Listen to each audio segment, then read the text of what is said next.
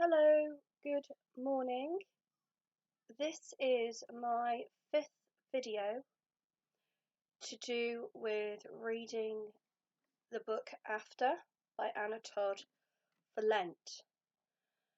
Before I go any further, I'm a little bit concerned that sometimes when I use my computer that the dialogue and the video aren't running at the same time for some reason. So I do apologise for that. So if that's going to continue to happen, what I will do is use my phone. There's like a bit of a delay and I don't know why. So I apologise for that. So before I go any further as well, I just want to do a huge thank you to anyone who has been helping out with the Ukraine appeal. One of my friends, she actually was one of the people that set up in my hometown in Nuneaton. So since she kind of helped get the ball rolling, everybody, even the local schools, as of over the next couple of weeks in my hometown are going to be participating. The only thing I want to quickly say is if you are going to be donating for this appeal, please try to only donate the items that are on the list and that have been asked for, that have been on the news. And if you could also donate boxes, because everything that we had donated over this week we had to make sure was boxed. It had to have a list on there. It had to be the registered charity number had to go on the box. So it's just little things like that. So no matter where you are in the world, no matter how you're looking at donating, please only try and donate the things that are needed.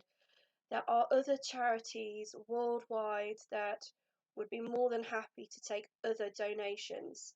So if you do have clothes, for example, maybe getting in contact with your local women's refuge group or registered homeless charities like Shelter. They are more than likely going to be happy to take clothes.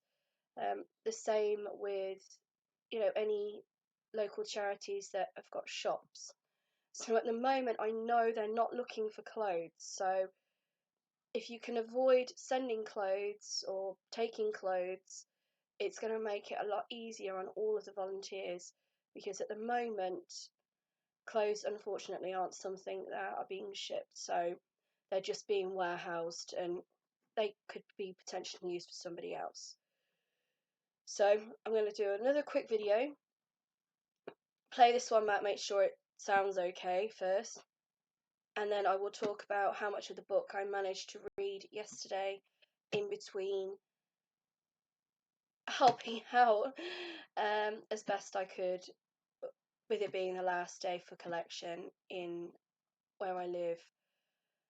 I mean, it was really, really hard for me. I don't work. I am a full-time single mom. And the main reason why I don't work isn't just because obviously I have children under the age of 10. It's because I suffer with mental health. So it was really hard for me with that condition to, even though I was only talking to people on the phone, because that's all that they needed someone to do was just basically take, you know, give them the address of where the unit was. And luckily, because it's my friend's work unit, I knew the address because I was totally rubbish at directions. And that's all she wanted me to do was just say, yes, hello, yeah, this is the address, please be here by 3.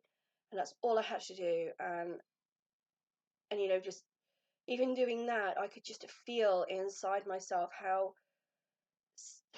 scared I was, and how even like meeting people and having them say thank you to me for my help and support, I just wanted to run for the hills, and I just tried so hard to say to myself, no, you've got to do this, you've got to at least try and do something, even if it's just one day, to get out of the house and just not allow my my illness to run my life. So fingers crossed, I should hopefully be going back to counselling soon to help me with this. And once my medication's sorted, I'm hoping that will enable me in the future to go back to feeling not so useless, because that's how I feel. Because of my disability, I feel like I can't do anything. And I think mental health, just like I've been talking through this book about alcoholism and how there isn't enough support out there for people who turn to drugs and alcohol.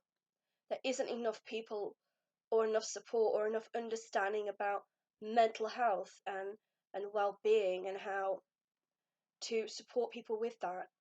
I mean, most people I know with mental health, they do work. They appear on the outside to be so functional and so together, but under the surface, you just don't know.